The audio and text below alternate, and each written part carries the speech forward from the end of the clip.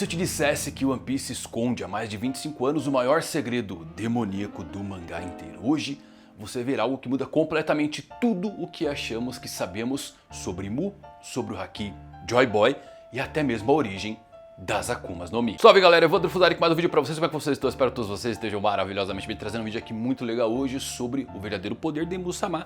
Seria ele um usuário de Akuma no Mi ou algo mais ancestral e antigo? Talvez uma manifestação pura do Haki supremo e divino que habita o mundo desde o início dos tempos. Sonho com Nika, vontade com Mu-sama. Afinal, como ele consegue dominar figuras como Brox, Dizzyback, que em tese tem um dos maiores Hakis que já vimos na série. Assiste esse vídeo até o final porque tem muita coisa interessante para você explodir a cabeça com diversas teorias. Se é novo no canal, vai na maciota. Chegou no final, gostou? Peço para se inscrever. Se é a pior geração, botão no like aí, um Camussari direto. Bala de canhão para dar uma força para esse vídeo. Agora com vocês, tudo sobre o real poder de Mu-sama. Então vamos lá meus amigos, a iconografia do diabo em Mu-sama é definitivamente muito proeminente para ser ignorada. E Mu mostrou várias previsões de força, até agora refletindo a do próprio Capiroto, né? Quando ele ataca o Rei Cobra, ele usa um projétil em forma de rabo do diabinho clássico dos desenhos Rubber Hose, algo que vemos mais tarde de fato na sua forma possuída usando o corpo de Gunko. E Mu também demonstrou a capacidade de conceder desejos, como a imortalidade, através do que parece muito um acordo com o próprio diabo. Um contrato que uma vez firmado não pode ser quebrado, a não ser que o próprio Mu assim deseje. Também é mostrado ele invocando um grimório com um pentagrama, fora também os círculos de invocação. E toda essa estética do abismo refletindo um ser corrompido de uma maneira demoníaca é de fato uma bela construção para esse personagem. Com a nomeação das frutas do diabo, fica bem implícito que tem uma representação ou crença no diabo, além das histórias espalhadas para que os D sejam essas figuras. As frutas nada tem a ver, pelo menos até agora, com os inimigos jurados dos deuses. Mas essas frutas levam o legado de um diabo do mar, como se fossem de fato amaldiçoadas em seu nome pelo ápice da mãe natureza que rejeita quem as consome. Ao mesmo ponto, é interessante nas frutas do tipo humano, adições quase que divinas como Buda e mesmo Nika. Então uma representação de um poder de um demônio ocidental e um pouquinho mais literal, sim, pode ser uma realidade. Eu não acho que o Oda nomeie Mu-sama como Lúcifer, a estrela da manhã, caso ele possua uma fruta, muito por conta da natureza das Akumas no Mi e do Oda sempre seguir para um caminho que traz um pouco de surpresa e não fica aquela coisa tão fácil de acertar. Eu creio que o Oda não usaria uma figura de uma religião mundial tão importante da vida real desse jeito para nomear o vilão final. Ele pode acabar dando um outro nome, assim como ele inventou Nika para o seu panteão próprio no mundo de One Piece. E um exemplo interessante, né? A fruta do Sengoku mesmo, ela não é realmente a fruta do Buda. Talvez muitos não saibam disso. É uma tradução até errada, a fruta do Buda. Na verdade, ele tem a fruta do Daibutsu, que é uma estátua dourada que representa o Buda, mas não é o Buda em si. Zonas míticas também são baseadas, bem, em mitos, né? Coisas que não são reais, com os poderes sendo muito mais sobre o mito em si do que essas criaturas de fato existindo. Mas claro que nessa colcha de retalhos para as diversas inspirações, não podemos negar que temos algumas coisas bem próximas aí do cristianismo. Kuma, as árvores Adão e Eva, a Arca de Noé, os serafins, até mesmo o século perdido são comparáveis a um período perdido que existe na Bíblia. Paralelos e inspirações, claro, mas mesmo entre todos esses exemplos, Oda de propósito garante que não haja figuras diretas do cristianismo da vida real dentro da sua série. O Kuma é um pastor, mas para Nika, Noah é o nome da arca ao invés do dono dela. E por aí vai. Mu caminha muito para ser essa representação do diabo nesse mundo, enquanto Nika vem para ser essa divindade protetora e suprema do mundo, afinal é o Sol e os planetas orbitam, e Mu-sama vem para ser essa contraparte. E eu acho que tanto Nika quanto Mu, ou que possui o seu corpo e firmou um contrato com ele, são muito mais antigos. Aquela velha dualidade do Yin e do Yang que existem no universo desde o princípio. E é curioso porque de fato Mu caminha para ter um poder primordial além de uma Akuma no Mi. O que faz sentido visto que os seus poderes estão fora da nossa compreensão do que conhecemos de frutas, círculos, marcas, imortais, algo mais antigo que as próprias frutas habita aquele corpo escuro de Imu-sama. E eu consigo pensar em duas coisas primordiais quando falamos sobre isso: desejos e vontade. Um deles, sabemos, convergiu para se criar as frutas durante o século perdido. O poder nascido do desejo das pessoas. Por isso ou aquilo deu origem às frutas, segundo o Dr. Vegapunk. Mas como Imu tem um poder que parece ser anterior às próprias frutas, já que os próprios Gorosei recebem nomeações de demônios, de yokais e não de frutas, Imu-sama pode ter algo primordial também, além do desejo habitando o seu corpo, a vontade. Ou seja, Imu-sama pode ser algo nascido do Haki primordial, enquanto Nika nasceu dos sonhos e dos desejos. Olhem o texto Harley sobre o primeiro mundo. Dentro da terra havia fogo. A humanidade sucumbiu à ganância e tocou o sol proibido. Os escravizados rezaram e o deus sol apareceu. O deus terra enfureceu-se e com sua serpente de fogo infernal mergulhou o mundo em morte e trevas. Nika nasceu do desejo dos escravos do primeiro mundo. E como de fato a divindade surgiu, vamos descobrir em algum momento quando viajarmos para além do século perdido. Mas muito possivelmente é uma divindade que já habitava esse mundo há muito tempo, desde a sua criação. Só que temos uma espécie de linha temporal de quando os desejos começaram a dar forma às coisas. No primeiro mundo, quando os escravos desejaram que o deus sol surgisse para os libertar. Só que temos algo mais antigo do que o próprio desejo, que é a vontade, já que todo ser vivo nasce com ela. Haki se tornou um dos conceitos mais importantes de toda a história de One Piece. Lembrem da fala de Kaido: com Haki se conquista tudo. E se você olhar como Oda cuidadosamente foi inserindo essas coisas, é muito legal em retrospecto, porque a primeira menção da palavra Haki acontece em Jaya com o Barba Negra, só que essa ideia já tinha sido insinuada por toda a série antes disso. Shanks quando afugentou o Rei do Mar, ou mesmo Zoro ali na luta contra o Das Bones quando ele percebeu a respiração de todas as coisas. Mas ainda há muito que não entendemos completamente sobre o Haki, mesmo nos tempos atuais. Basta ver os imortais de Imu que deveriam cair perante ataques de Haki, mas simplesmente ignoram. Porém, quando o Emmett libera a corda de Joy Boy, seu Haki funciona, né? E voltando aos princípios, o que é Haki, afinal, e por que ele é inclusive eficaz contra as habilidades de Akuma no Mi? Já que se Imu-sama for de fato o demônio do mar que baniu os usuários, e o aumento do mar talvez tenha ocorrido para dizimar qualquer um que tivesse esse poder, será que o poder de Imu é justamente feito para confrontar os demônios liberados pelo deus da floresta? Mas vamos lá, a palavra Haki é composta pelos kanjis Ha e Ki. Ha aparece em palavras que significam conquistar, supremacia. Ki, ele é um conceito japonês abstrato que representa espírito, energia, atmosfera, estado mental. Originalmente, Haki significa força de vontade avassaladora, o espírito dominante que uma pessoa emite. Em One Piece, Haki é definido como o poder da vontade que existe em todos os seres humanos e todas as raças. É um termo bem abrangente, inclusive, para sensações invisíveis, presença, espírito de luta, intimidação, intenção assassina, a energia interna circulando dentro de cada indivíduo. Armamento endurece o corpo como aço. Observação pode até prever o futuro. É fácil pensar que Haki é um poder especial, mas a sua essência ela é apenas vontade. Ela é a obstinação do querer no seu apogeu. Zoro e o Kobe despertaram seus Hakis em situações de limite, o que indica que esse despertar ocorre quando a pessoa é empurrada ao extremo da sobrevivência, como no aumento de foco e adrenalina que o cérebro humano experimenta em situações de perigo. Uma das grandes perguntas que eu acho que todo fã de One Piece já se fez é: quem foi o primeiro usuário de Haki do mundo? Como os humanos descobriram isso?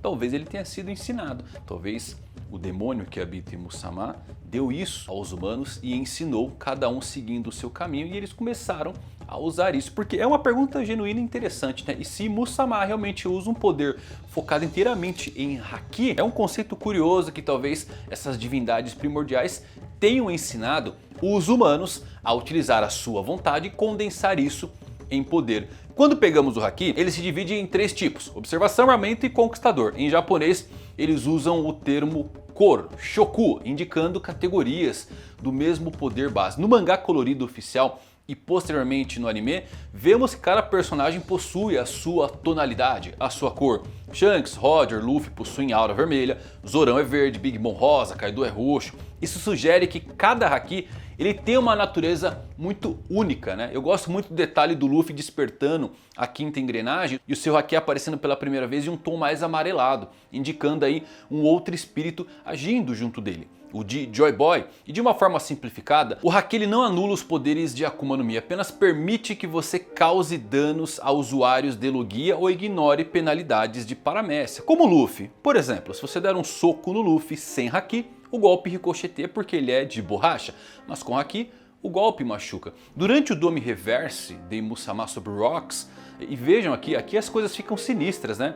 Rocks não tinha haki para quebrar o efeito do Dome Reverse. E foi uma das coisas que mais me fisgou ali, porque talvez de fato Rocks seja o usuário de haki mais poderoso que vimos nessa série. Claro, com exceção da corda de Joy Boy, né? Mas de fato tem tudo para ser até esse momento o pirata mais poderoso que a gente já viu, até porque lutava apenas com sua espada e haki. Não tinha uma Akuma no Mi até onde sabemos. Então enquanto não vermos o século perdido, Rocks continua ali no ápice de uso de haki, simplesmente foi dominado. Isso aí deixou com uma pulguinha atrás da orelha. O Roger e o Garp, olha que coisa legal isso aqui, eles discutem o termo de massa quando falam sobre o impacto combinado de haki que eles querem utilizar para deter o Zebek. E galera, esse termo usado por eles de massa é o mesmo usado pelo Vegapunk quando ele explicou o conceito da alma, a teoria das 21 gramas perdidas na morte. Lembram disso? De que quando alguém morre, 21 gramas são deduzidos do seu peso, indicando que a alma pesa exatos 21 gramas. Então, talvez podemos afirmar, somando essas coisas e a própria fala do Vegapunk, que alma e haki estão diretamente conectados. Oden disse, minha alma viverá, e essa alma ela vive na espada Ema. A espada drena o haki do Zoro porque contém literalmente a alma de Oden. Quando o Hiyori toca lá a Tsukiyomi, a musiquinha dela, Ema reage, porque Oden amava aquela música que sua filha tocava. E é por isso que o Kaido sentiu o haki do Oden quando o Zoro empunhou a espada. Ele também sentiu isso nas bainhas vermelhas, onde cada um carrega o que? A vontade de Oden. Então isto significa que almas podem de fato se tornar haki, o espírito, a vontade após a morte. Talvez o chapéu do Roger contenha fragmentos da sua alma, assim como o chapéu de palha gigante que Imu guarda, que pode conter a vontade de alguém importante e perigoso demais para ser herdada. As árvores de Shandora adoecem pessoas porque carregam almas demais, peso de haki acumulado. Da mesma forma, a teoria que o corpo do Roger adoeceu porque não suportou o uso absurdo de haki e com isso veio uma doença incurável, não pode ser descartada. Luffy envelhece ao usar a quinta engrenagem porque ele sobrecarrega o seu corpo de haki. E antes mesmo de despertar, isto já acontecia. Só lembrar da luta dele contra o do Flamingo, o quanto ele ficava extenuado pelos usos de haki. Joy Boy pode ter morrido, inclusive por esse motivo, dando tudo de si em um ataque massivo, usando a sua vida condensada em um golpe de haki. Mas Imu e o seu poder, ao que parece, é o ser que pode separar o corpo e a alma. Imu não aparece fisicamente, ele possui corpos. Isso sugere que sua alma está separada do seu corpo nesse momento. Talvez ele seja algo como Horcruxes de Harry Potter, que precisam ser reunidas para ser destruído. E convenhamos, é algo impossível para um humano normal separar o corpo de uma alma. E isso talvez só seja possível aqui porque Imu fez um pacto com um demônio ancestral e entregou a sua própria alma. O demônio se fundiu a ele, criando essa entidade atual. Imu é um espírito totalmente transformado em haki que vaga pelo mundo e controla corpos. Assim como o Brook, mas infinitamente superior e mais aterrador, porque possui o haki do rei de um nível divino. E se haki é vontade, então emoções negativas anulam um haki. Vários exemplos ao longo da série confirmam isso, né? O Garp hesitou e não conseguiu impedir o Luffy ali de salvar o Ace, tomou danos. O Sanji não consegue usar haki de armamento contra mulheres. Katakuri perde foco ao sentir vergonha da sua boca. Big Mom perdeu resistência quando entrou em colapso mental. Luffy afetado pelos socos da Nami, por medo emocional e por aí continua. Eu acho que o caso mais importante é voltarmos aqui. Rocks, que só foi derrotado porque Imu o fez hesitar ao mencionar sua esposa e filho. E com isso chegamos por fim na supremacia de Imu-sama o deus do Haki. Sabemos que o Haki tem muito a ver aí com força de vontade, mas e se existisse um outro nível de Haki? Um em que o domínio completo de todos os tipos de Haki pudessem dobrar a vontade e a percepção, até mesmo o corpo das pessoas. Isso pode explicar por que o Zunisha continua andando pelo mundo inteiro sem parar, já que a vontade de Zunisha talvez foi alterada, de fato, por Imu-sama. Não é apenas uma ordem, a sua vontade foi alterada. E é legal pegar como Imu tem Arod como alvo e porque precisaram esperar para até que isso acontecesse para atacar Elbaf. O Imu afirmou o seguinte: um soberano tão maleável quanto Arod pode nunca mais aparecer. Isso porque o Dome Reverse e os selos dos seus contratos marinhos são literalmente projeções do Haki do Conquistador de Imu-sama. Imu usa sua vontade para dominar suas vítimas. E uma vez marcado por ele, você basicamente se torna um satélite e ele consegue projetar sua vontade através de você. Isso pode estar ligado ao suposto poder da tinta de Imu-sama. Assim como Luffy tem o corpo de borracha, Imu teria o da tinta, o que cria essa dualidade que eu acho simplesmente fantástica e poética, né?